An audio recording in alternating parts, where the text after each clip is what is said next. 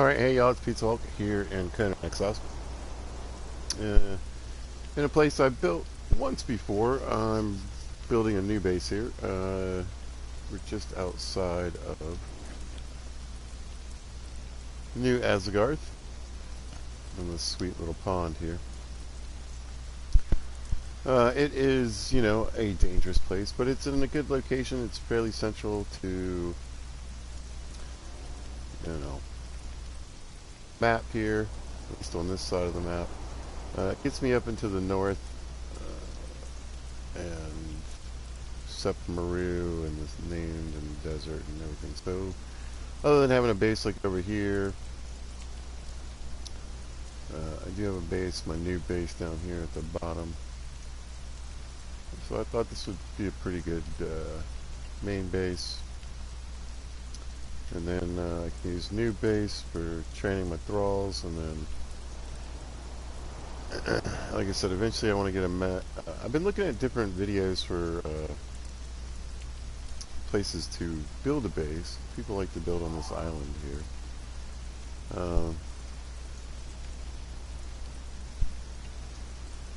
But it rains a lot. But apparently it rains a lot here too. Yep. Anyway, but I built here before. I really liked it. I thought it looked cool. It's a good place to spread out.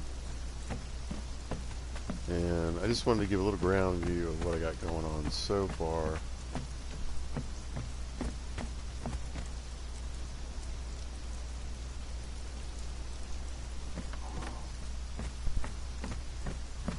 Before we take to the skies here.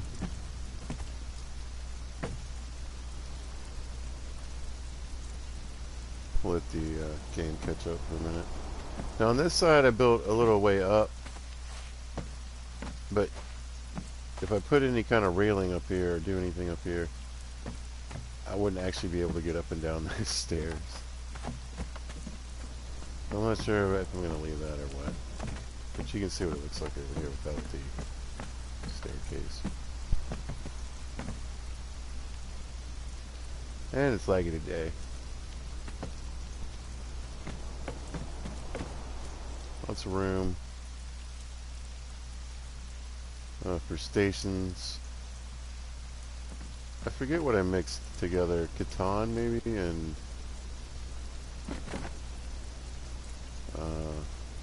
insulated wood for sure. Ooh, my eyeballs. My eyeballs. So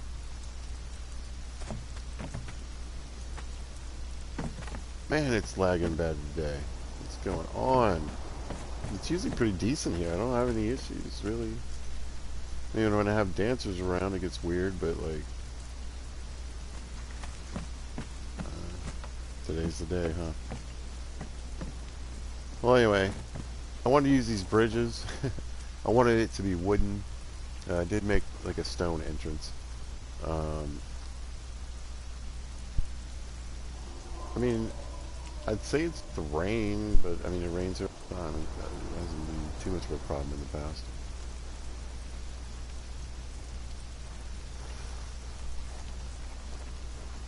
I'm still figuring stuff out and placement.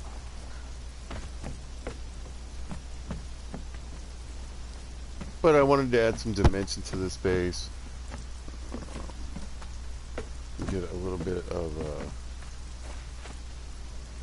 non-square look to it. But still be useful.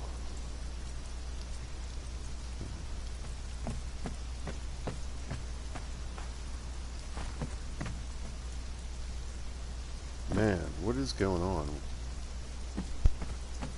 Well, just suck it up, pizza. Quit talking about it. So eventually we'll probably get up these stairs, and it's just a repeat of the other space. But we'll take to the skies now. Okay? And I have to...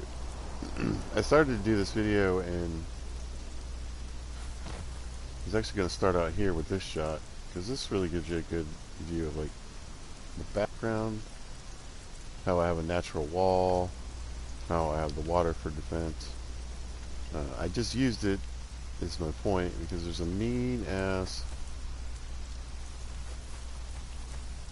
One skull level wolf. This is you, right? Yeah. This is you. Oh, jerk. Who was literally just a few minutes ago whooping my butt. I had to jump in the water to save my life. Like, I almost died. He just went over there and healed and has been running around. So, from the ground, I already kind of like the look of it as you approach. I'm going to put some palisades up because this dude is mean. And then you get the overview. So the back area, I'm not quite sure if I want to keep it or not. I'm still thinking about what I want to do with it, but I do need a garden area.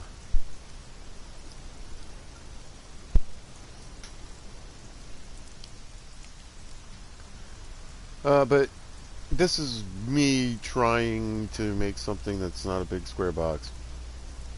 I mean, it's still a big square. It's a big rectangle at this point. But I haven't really built anything that's with shapes yet. So did a little bit of triangle work in my last build. But this is me attempting to get a little rounder.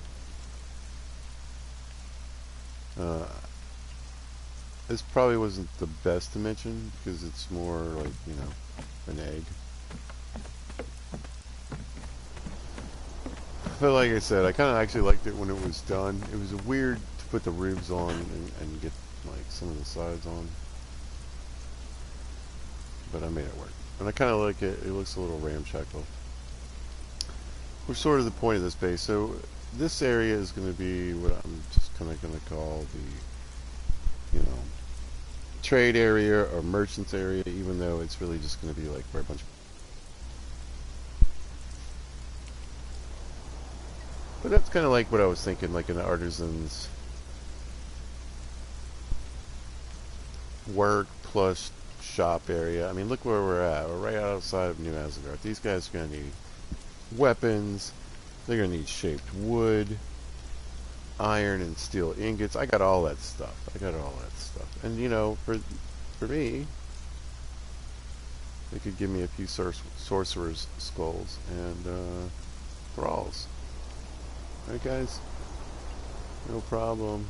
And you can help train up my my fighters. But I built here before. And I'm thinking about doing it again, at least something similar. So I thought I'd do down here, you know, this wooden sort of defensible sort of... Actually, for this, I'm gonna honestly say I took some inspiration from another game I like to build in, and that's Fallout 4. And because there's a lot of trading in the game, or I at least do a lot of trading in the game. Ooh, coal, I can see it from here, it's back. But the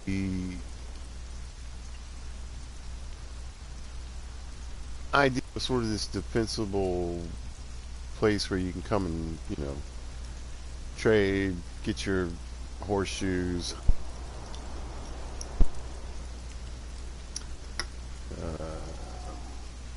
get a meal,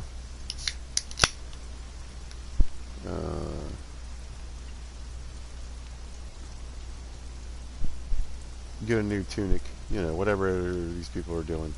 We can help out. We can help fix your cart. We can help give you a new cart. And essentially this will just be where my workstations are, though. But I'm going to try to do some decorating this time.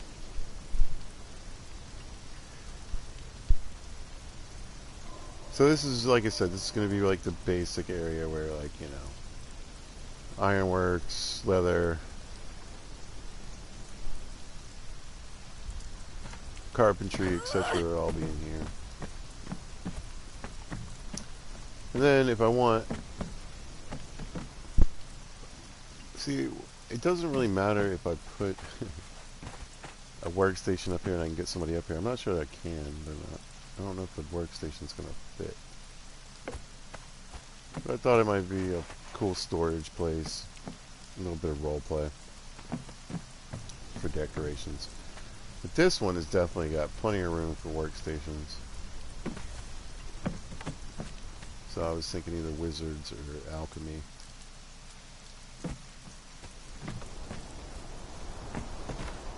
Probably alchemy, and then up here you've got this flat shelf that you can kind of start from. If you start from here, it's a little bit of a rise. You can build out and get a chunk. I built up here before, particularly in this area. It works out pretty well, and if you don't mind going over the side a little bit. I'm going to build stairs, and then you've got this entire massive area. If you kind of start up here and work your way down. What I did up here last time is I built with the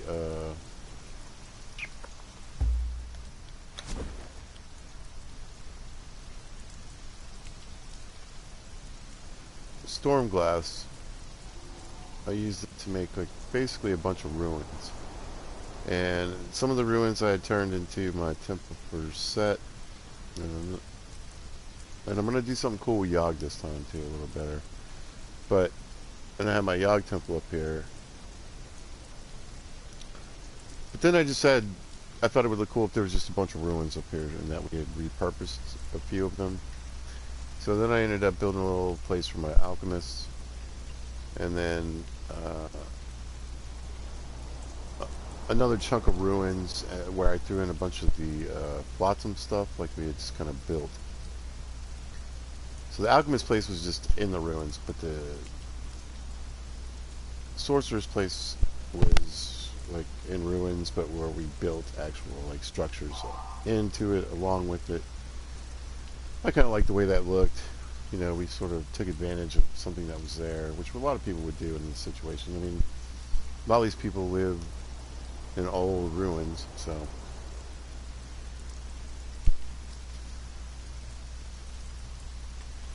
I thought I'd cop to that idea again.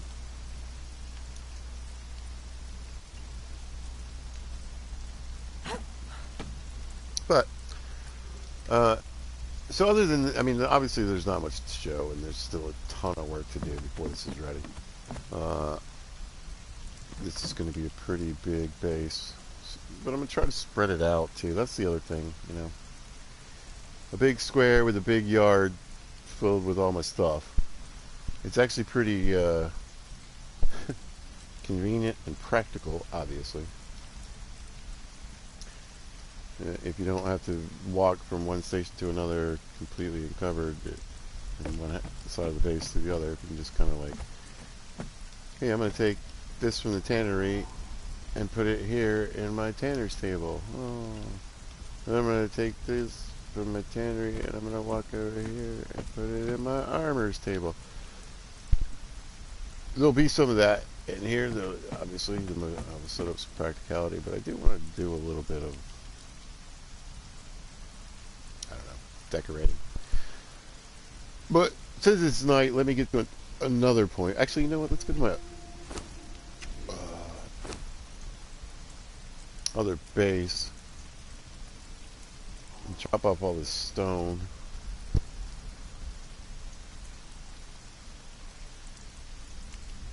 Then the 15 obelisks.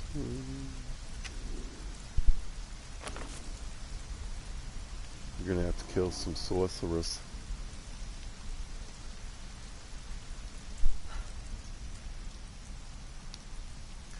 This is the first place I ever built a base in Conan Exiles. I keep using it. It's really just a good spot to get up to like basically level 30.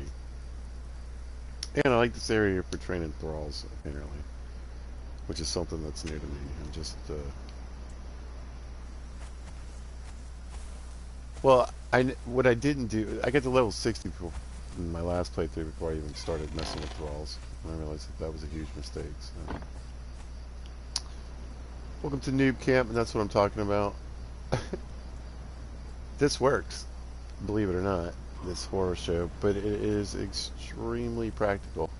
And I mean, this is before I had the set-type mask, you know, this is where I went for, you can't even really get in here to hide from sandstorms.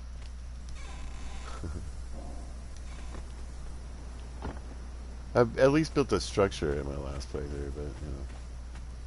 Anyway, recently we've upgraded every bench. We moved into the improvised world. I built a bunch of stuff, and then we got this guy, who is a monster. Just a monster. So the only thing I think is weird, though, is that he's got a higher health pool than Delencia, but and even some better stats. He's like a little lower in vitality, but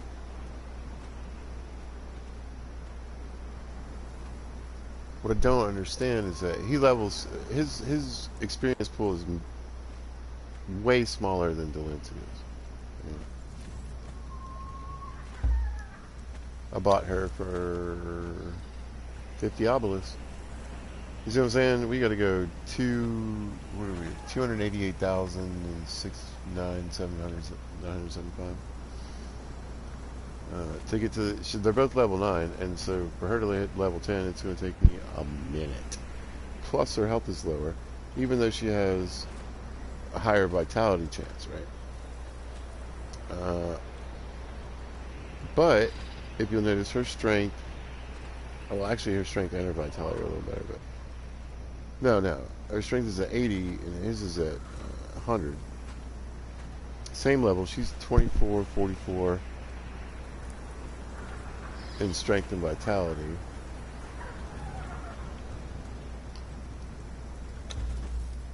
He's 12 and 24. But we need 96,325 going for level 10, and he's already got a health pool that's almost 5,000, so I don't really understand how it works. Why with 100% strength is he only at 12 at the same level and she's at 24? I mean, I get it's sort of like a chance. Well, actually I don't get it. I really don't understand it. It's a numbers game that's beyond me. Here comes the sun, blah, blah, blah, blah. So, this is where all the real work happens. You know, this is where all the actual stuff in benches is. This is where we keep the metals, and the crystals, and the leathers, etc. But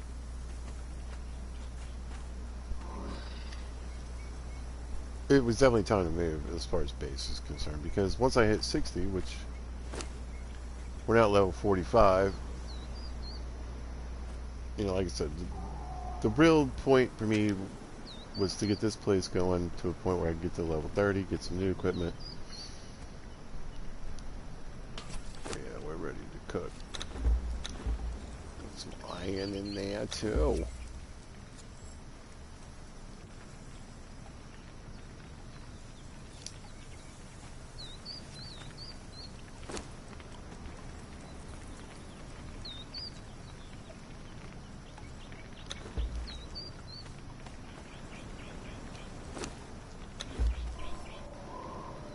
Alright, I'll make a little bit of everything. So, what did I decide to do? I decided to restart. I realized I hadn't been training my fighters at all during my actual growth and experience. So when I did start training fighters and I was taking them out there, I got a Delencia snow fighter from the pet hunters, and I got her killed. But she could, you know what I'm saying? Like, I didn't know how to train them. I didn't know how to bring them up. I didn't really know much about them at all. She had like 100% chance of growth and vitality too. So, but rest in peace. And actually, we beat the spider. Actually, that's on video. We beat the spider, and she was massively hurt. And then I foolishly quit the game there. Didn't think about it. I might have had a few alcoholic beverages and loaded back in the next time. Well, she's already down to like a quarter health before I could, or less. She was almost dead. And then before I really figured out, like I loaded in and was playing, playing around, I think, with my menus and stuff. And anyway, she died. But she almost died anyway. So that leads me to the point of today. So today I was like, oh, I've been playing some Long Dark. I had to take a break from that, and I've just, during the holidays, I spent hours on this game trying to learn something. Like I can keep all kinds of things in here. It's basically a preservation bin without needing any ice. But I just started watching a few videos on, general stuff, tips and tricks. And then I watched some videos on armor sets for myself and weapons for my thralls. I'm going to run war parties, so I'm going to have 2 thralls. So I was looking for the best, set of weapons for them. Unsurprisingly, at that time of the video, which was a few months ago, not this, one of the easiest religions, I think, to get, with one of the best benefits. Oh, I must have, did I leave some hearts in there? I don't know why that's in there. Wrong game. I mean, this stuff is super heavy, but you get plus 40 health, plus 14 in stamina.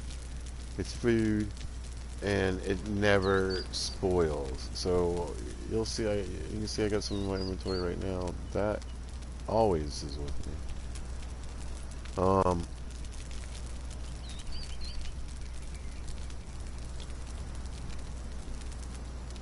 I just found out that this was a really good set of armor.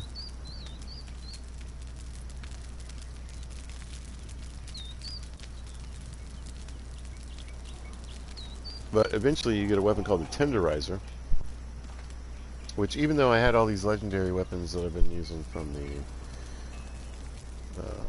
headhunters, I actually ended up running around with that. So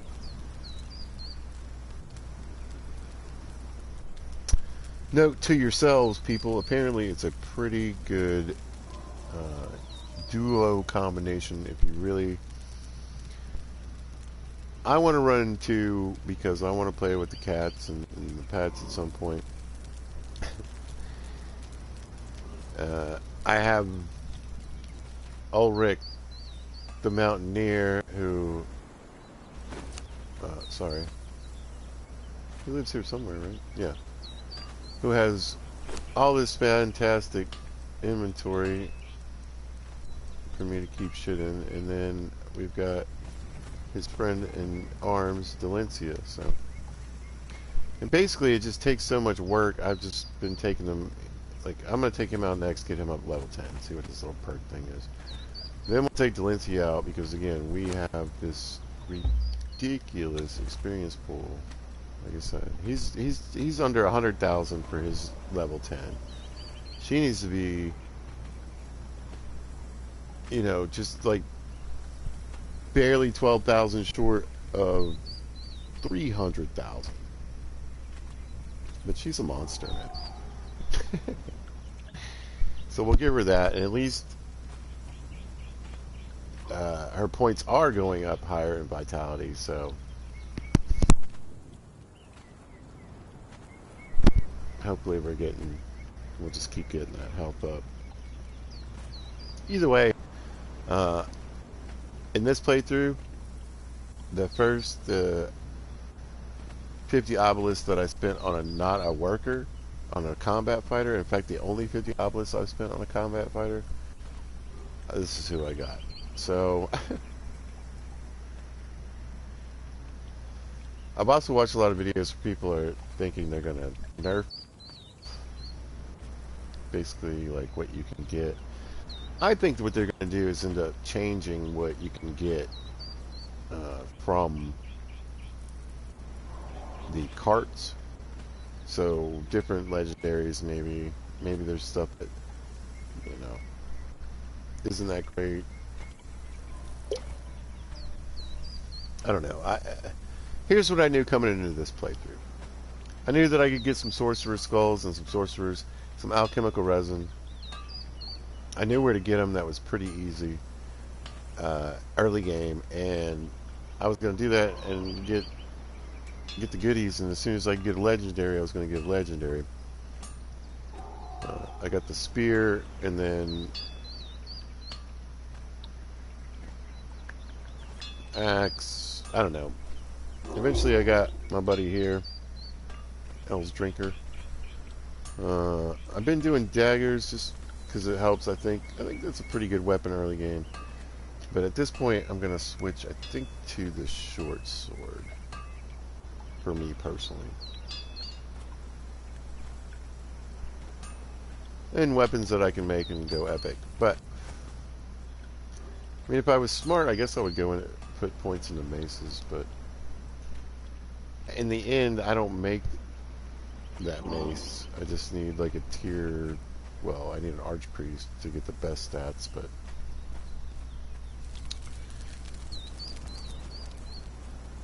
that has nothing to do with me. I don't think. That's where we're going to get to the point of today's video. So I'm watching all these videos to play this game. I make videos of this game. I always hope that some of it, you know, could be entertaining as well as instructional. You never know. It's really just, there's certain games I play where I've said this before, I'll say it again. You know, it's just that I'm bored. There's a lot of boring stuff, and I have an inner monologue sometimes. Period, but also for certain games. Like some games I would just play. Like I tried doing Outer Worlds and I had to do that more like a role play. Same thing with Skyrim. I can't really like. I could give a treatise on how to play Skyrim. I have an old video. It's questionable from Pete's questionable days about a merchant's role play. But there's all those videos have been done. I can't think of a single. It's like when I play the Long Dark. I do well. Okay, how about this? I do have original thoughts and tips and hints and stuff occasionally, but generally speaking, if I'm playing the Long Dark, I feel like if you want to watch those videos and it's a brand new game to you, you're going to learn a lot of helpful hints, tricks, tips.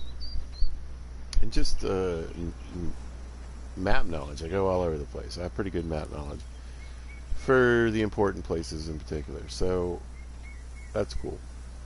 But like I said, my Skyrim videos were strictly just role play, having fun, trying to entertain, and just me having a blast.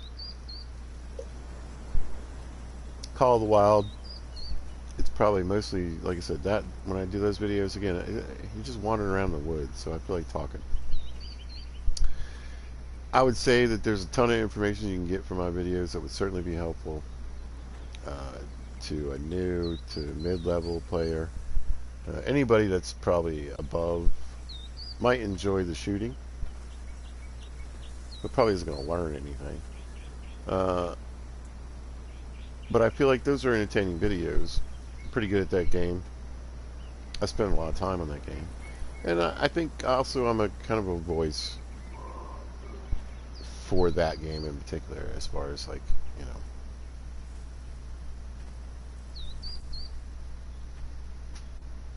feeling pretty comfortable just feeling free to bitch about it, because the YouTubers I watch obviously, you know, make money off those videos, and I don't, so I don't really have much to lose. And I'm not like trying to be a dick about the game. I love it. Every game, if you see a video of any game, even How to Survive 2, I love those games, you know? So I just feel like it's okay to be critical. Uh, Even angry, you know, in your commentary. But I understand that when you're making a paycheck, you also have to, you can do that, but you need to frame it probably in a more succinct and proper manner than pizza does. But I'm watching all these videos and I start thinking, man, I'm an old gamer. Pizza will be 50 soon. It's next year. That's right. In 2023, I've been on this planet for over 50 years. So if you're doing your math, that's right, 1973. Which I believe out not too long after that. Pong is the first video game I recall. It's an early memory. I was really young. My dad was always a technophile. He had the best stereo, the best TV, the best, He might drive a shit car, but he would have the best electronic entertainment setup. And like we did not grow up wealthy. Okay. Quite. I don't want to embarrass my family, but quite the opposite actually. But we still had a big screen TV before like anyone. We had a microwave before like anyone. We had like all that shit. My dad loved it. So I remember being fairly little. I want to say between 5 and 7, and my dad having his some relatives and his over, and they were all playing Pong, and I remember playing Pong as a little kid. And I remember being a bit older. I'm not exactly sure when it came out. Sometime between the time I was like 9 and 11, there was a Donkey Kong machine showed up in the Winn-Dixie in Alabama, where I grew up. That I remember just seeing all these kids standing around pumping quarters in and being like, what is this? And hearing the noise, because people don't understand how loud these machines used to be, and just being, fascinated, entranced, like from the get-go. I remember when I played GoldenEye for the first time, and I thought, wow, I don't know if video games can get better than this. And then I played Perfect Dark and was like, wow, they did something better than GoldenEye. So I've seen a lot through the evolution of video games, from blips on a screen, knocking back and forth another blip, to the 8-bit revolution, your beautiful side scrollers, platforming. We had like I said, it didn't matter if we drove like crap cars and lived where we lived. We had good electronics, and so we had to put, we had the Nintendo.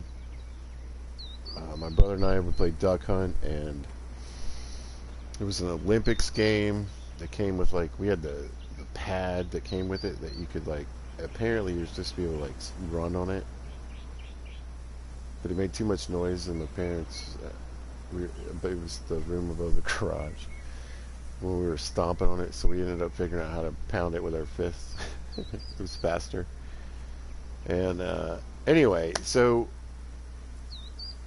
I remember when it was around Nintendo 64 time, PlayStation Time and all that stuff, when game guides really started to become popular. Maybe Super Nintendo. Probably Super Nintendo is actually when and Sega and all that. Yeah, because the Sega guides were out too. So more like that era, I guess. Super Nintendo, Sega, and all that. And the game guides came out. And they would have, you know, walkthroughs, and they would have hints, and they would tell you about the Easter eggs. And then the game magazines came out, right? And you could buy those at a bookstore, or you could get a subscription. Hold on one second. I gotta text somebody because I just thought of something. The answer to the question they asked me like an hour ago. Hold on.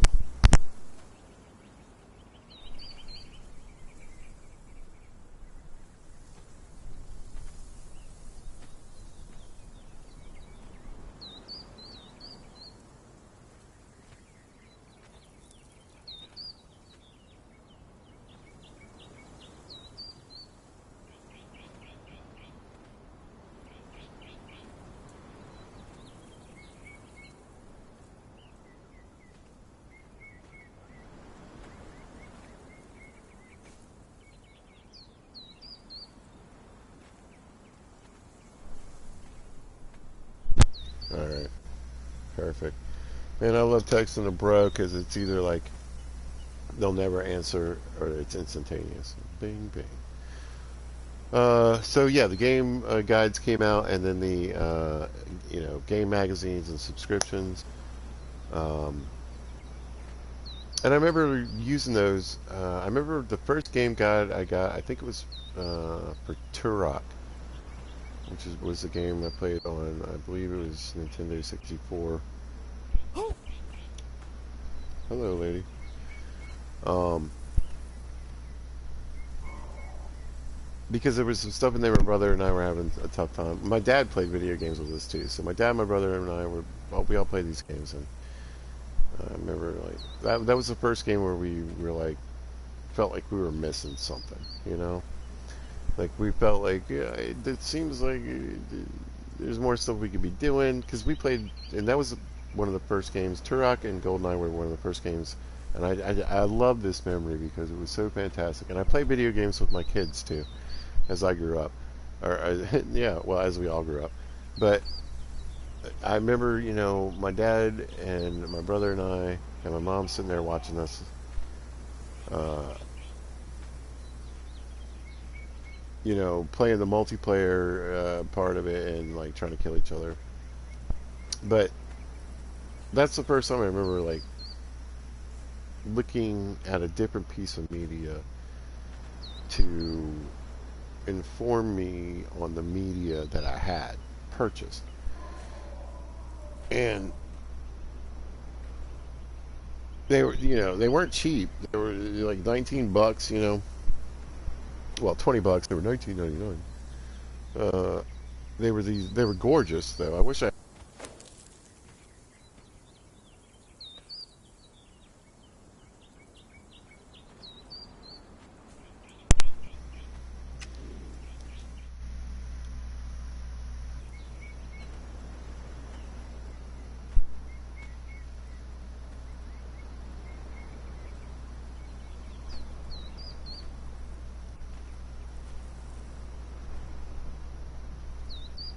need a new controller. I've been saying that for like almost a year. So anyway, the art in there would be great. The pictures and screenshots were amazing. So yeah, controller problems. Here. Get over here in the corner where you can't be bad. Terrible, terrible. But what I was thinking about recently is that the amount of time. Okay, so this game, of course, and that's why I'm building my new base straight up in creative mode, because I personally just don't have the time to collect the materials. And Pizza, turn the harvesting up. Pizza, do this. I like hitting trees, man, and getting the bark and running it back and forth. I like, you know what I'm saying? I like gathering stone. It's not that I don't want to do the farming. I have the harvesting up 2 times. And I realize that in a lot of servers it's 3 times and it can be higher. Yeah. I still want it to feel, you know, somewhat realistic, I guess. Yeah. Let's face it, I can't take a hatchet into the woods and get 1,000 wood. Right?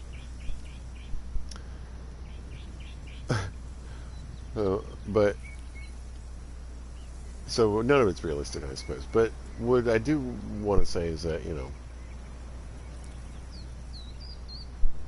I like to spend time. I want to grow my plants. I want to catch my fish. I want to use my steel pickaxe that I made and my black blood axe and skinning knife and or not skinning knife. What do I have? This side.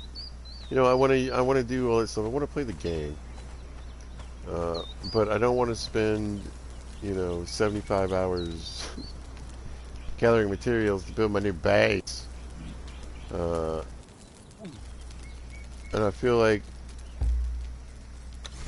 the harvesting, if I turn it up too high,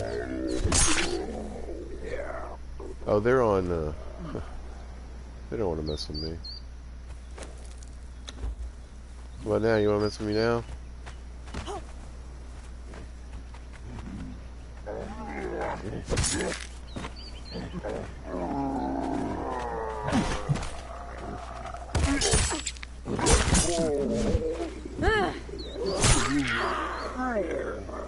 That's right, imps.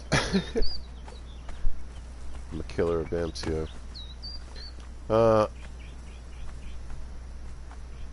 But today's gaming, let me get to the point, is really different. And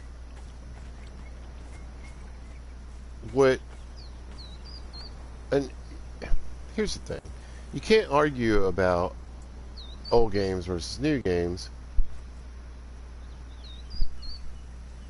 when you're talking about the height of technology being, you know, 64 bits, or, you know, oh my god, it's Sega CD. I mean, of course those games were complete. Of course those games did what they were basically advertised to. Of course the glitches are going to always be there as well. And whether you want to argue about polish or not, I agree that, I mean, there's a bunch of problems with the gaming industry. There always has been, but it's not release a finished game and then add to it, which is new. You know, I mentioned this in a video. I was playing Call of the Wild not too long ago. You know, there's good and bad to it. There's good for the fact that the game can come out. Gamers can try it in early release. They can try it in alpha, beta, blah, blah, blah, blah. You know, and see it progress. They can throw money into it through Kickstarter. There's all these different things they can do. So it's a more hands-on approach. And I feel like, on the whole, it doesn't matter whether I think it's better or not. That's just the way gaming is now. I'll complain about it because I'll complain about whatever I want. But it doesn't really change anything. It doesn't really matter that much. So, yeah. Super Mario 3 was what it was. It always is and always will be. But if they added a new level today, you're telling me you wouldn't want to go play the new level in Super Mario 3 if you're someone as old as me? Come on, man. Come on. You might even go play Super Mario 2 if they added a new level. Get your turnips and get going. So, that aspect of games being able to evolve, to become better, to react to the player base, to implement, you know, actual things that people want, into the game, that is huge. The fact that a game that you love can evolve and grow over time is massive. So I use 7 Days to Die as sort of like the example of both ridiculousness and the modern state of things. But they the game's not out. It's like what? How old is that game? 7, 10 years old? I don't know. Right? And it's still not out. It's they're still working on it, but it is out. You know, people can buy it, people can play it. You can get the updates, you can play the different stuff. I mean, like it is out. So you have to ask yourself about video games these days. Because people always want to talk about certain games. Grand Theft Auto 6, Elder Scrolls 6, when are they finally coming out, bro?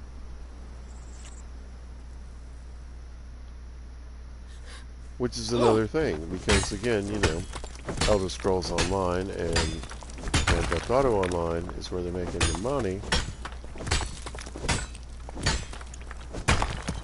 on super old IP. So it's not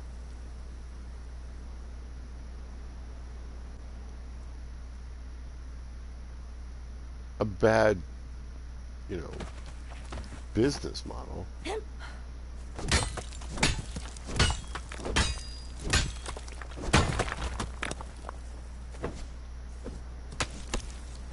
you hit this thing? Huh. Every day. I never even tried to break down the big trees because usually, it's hard to hit. I need a little coal.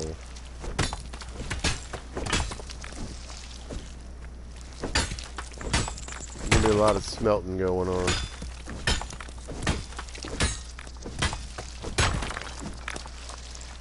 So I thought I hit it while I was out here.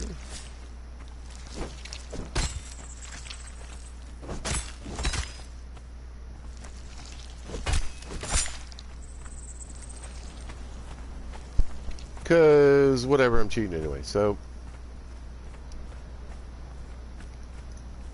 this game, and it's a lot of games that I've played recently, including 7 Days to Die, right?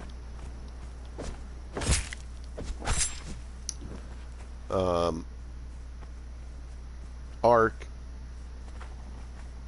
Conan, 7 Days,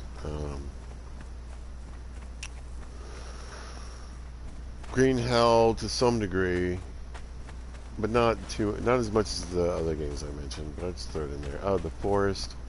So, but again, The Forest and Green Hell are sort of a different niche, but still they suffer from the same thing. So when you play a video game now, you got this open world sandbox, so you can make it whatever you want to be, and I love it. Absolutely love it. I mean, the fact that I was just doing a video on The Long Dark, and I was saying, man, I love the customization in this game. In fact, I wish there was more. I wish it was more like Conan, or wish it was more like Ark. Shows that I'm not being, I like what it is, but the thing, here's what used to happen. Right, and they have your journey steps, and they have something to give you a little bit of help in here, which I think is even more helpful than what they had in Ark. But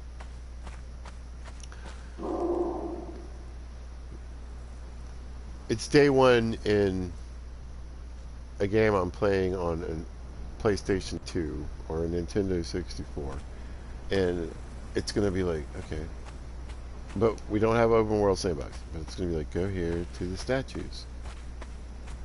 Grab fiber. Get stick. Get rock. Take rock and stick. Make hatchet. Hit rock.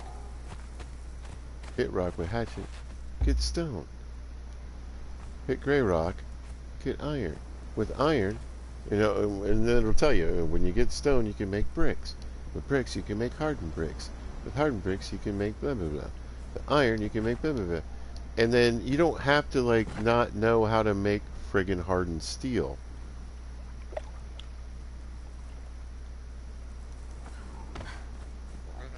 And that, to me, is the biggest difference I think in gaming today.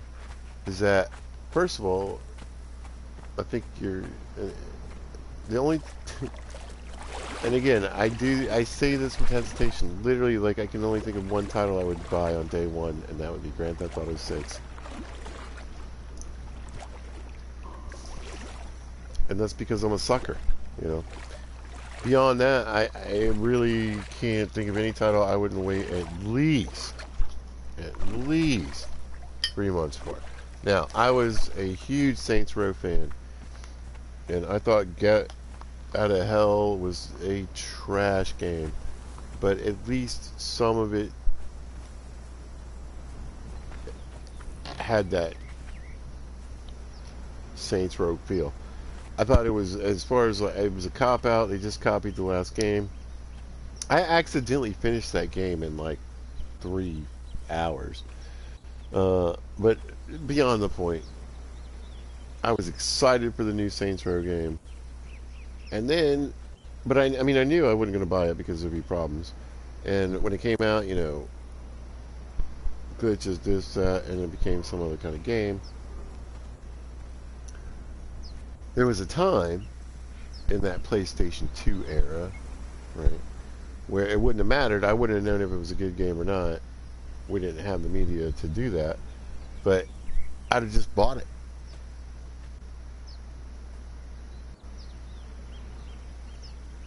Now, it wouldn't have been glitchy and broken and whatever. It would have had its issues, I'm sure, but at least now I get to find out. And so that's something I also think, like I said, it's not, you can complain because you're a person and you're allowed to, but you need to also understand that it's just a different world. I get to look at this, I mean, I have it on performance so it doesn't lag, but like, quality looked fantastic, even on a PlayStation 4. So, I watch these videos on my nice TV of people broadcasting in high definition, and they are gorgeous. So,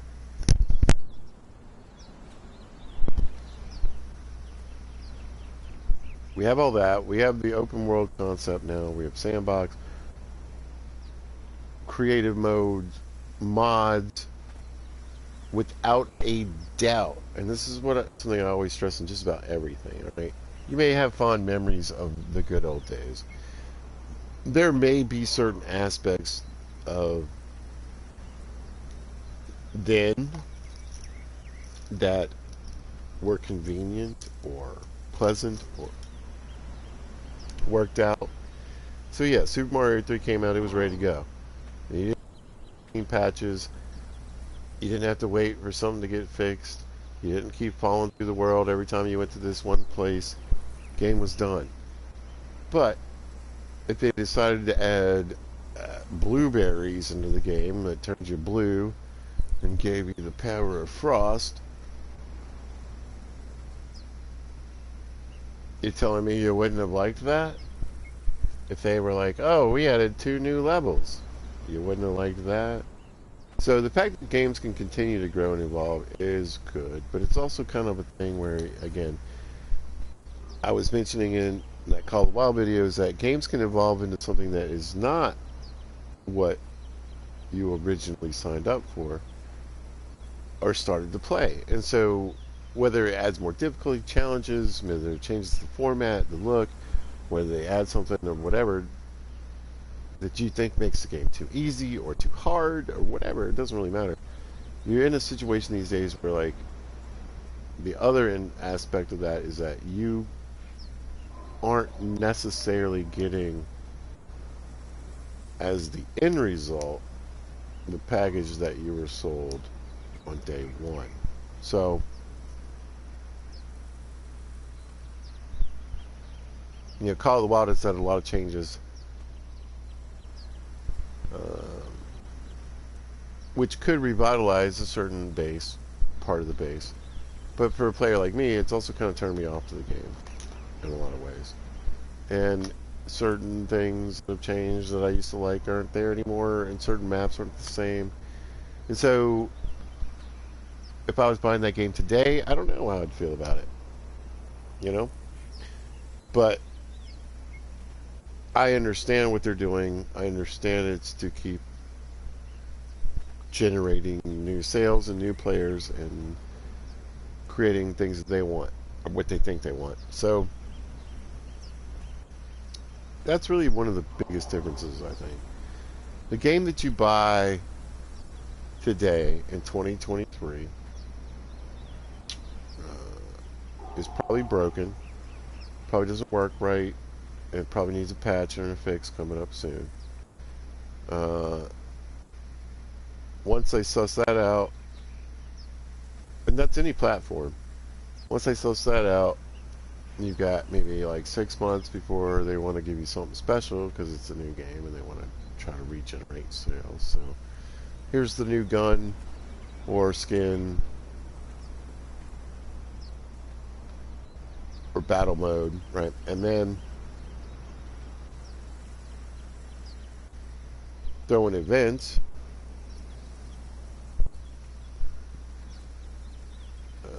Christmas, you get this special tile, you know what I mean? And then that will continue to change and evolve, and then in a year is a new map. So I talked about the evolution of how like games came out, they were it. You either had a book with some cheat codes in it or you heard about it from a friend, but that's about as funky as games got. Then we got to the point where games had DLC and add-ons. Then we got to the multiplayer stuff where you had stores and stuff. And then, now we just have this ultimate sort of multiplayer open world with sort of a single player aspect to it. Let's face it, let's be honest about this game right now. Tell me what the story in Conan is. Like, for real, please tell me. Well, the great part is I can make it up for the most part, and I have been, and I enjoy that. But if I'm the player that needs, and I feel like these kind of players are kind of shat on and also left behind, but I'm like, if I want that story, if I want to follow the path, if I want to walk down this linear kind of way of doing things, if I want to finish a game in 8 hours or 30 hours instead of 800 hours or 2,000 hours, let me do it, I know the story, I played the game, yeah, I crafted stuff, I did stuff. No, I didn't find the sword, blah, blah, blah. And no, I didn't know about that lady over here. And no, I didn't know there was a kid in the fridge. Okay? But it's okay. I wish there was a little more story as an old gamer. I wish less of what I can just find on a note, maybe, that I can see on the ground that's sort of under some sand and leaves. And more so just, hey, that's why I like the Horizon games, because there's a story there, but you can also goof around. So, same thing, Long Dark is separated its story mode and its survival mode, and I think it's a great idea. I can hop back and forth to both. The other thing I miss is that it was easier to figure out what you needed to do. There's nothing in here that told me I needed black ice to make heart. There's no merchant that's going to be like, hey, did you know? There's no little quick tip that pops up in the corner. When I first made steel, it doesn't say, hey, did you know you can make hardened steel by getting black ice? I think they need a little more of that in games. Even though when you have like 40 crafting stations or whatever it is, like this game does, all these different things you can do. I mean, there's just so much, there's too much. This is wrapping up and heading towards my point. You can't, I need to learn a game before I can just broadcast it. Personally. At my age, we'll throw that in. Maybe that's a thing. But I know a lot about video games. Played a lot of them. And it's not that, like I said, grab any one of these games. Guess what? I'm naked on the first day. I need to pick some fiber. What are they? Jute. Whatever thread, fiber, like I said, the 100 different words for it. And I need to somehow turn that into a shirt and pants. I need to pick up some rocks, some sticks, and make a hatchet. I need to get a pickaxe. I need to grab some sand to turn into glass. Like, all those concepts that's just basic in gaming, in survival gaming, in some of these games.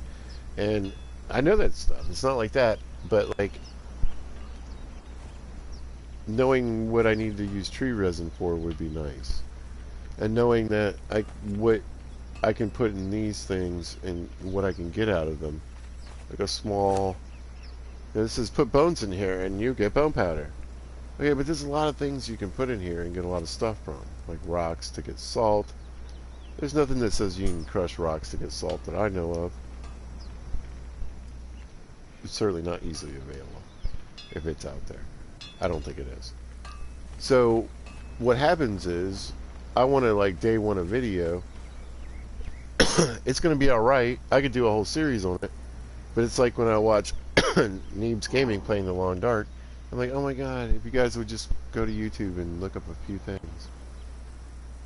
You'd stop wasting so much materials. You would have such a better experience. You would, you'd stop screaming at the game. But I mean, that's an experience to broadcast in itself, but I feel like, for me personally, if I want to do any broadcast of this game, I need like 100 hours more into like the 50 hours I probably have into this game. So that's where I wanted to go with that. Let's pop over to the new base.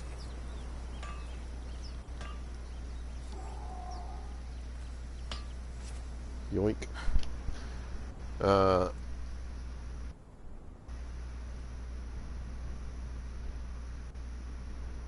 And like I said, it's not like I said, I can jump in and do it. Like I did actually broadcast some of that, but I could day one this. That's why we had cheat on, and figure it out. I could spend, instead of 50 hours, I could have 100 hours in this game, except I have stuff to do. So my first gameplay, I'd probably be on level 50 if I had started broadcasting. Still living on Noob River with no plan, just no idea of what to do. And out of the 50 hours of gameplay, let's throw in 4 to 5 hours of learning, watching YouTube videos. And not just for, for entertainment, but a lot of it right now anyway is to try to figure out the kind of armor I need, how to make something. Why these daggers are good early game, but it's not something I want for late game, or why do I want to build this, or, how do I get my companions up? Do I want 2 followers or 1? What is the difference? Do I just want to run around with a pet? Or will it really, what really are the best thralls? What are the really good stats? Who do I throw away? How do I make gold veined rock noses? Come on, man. So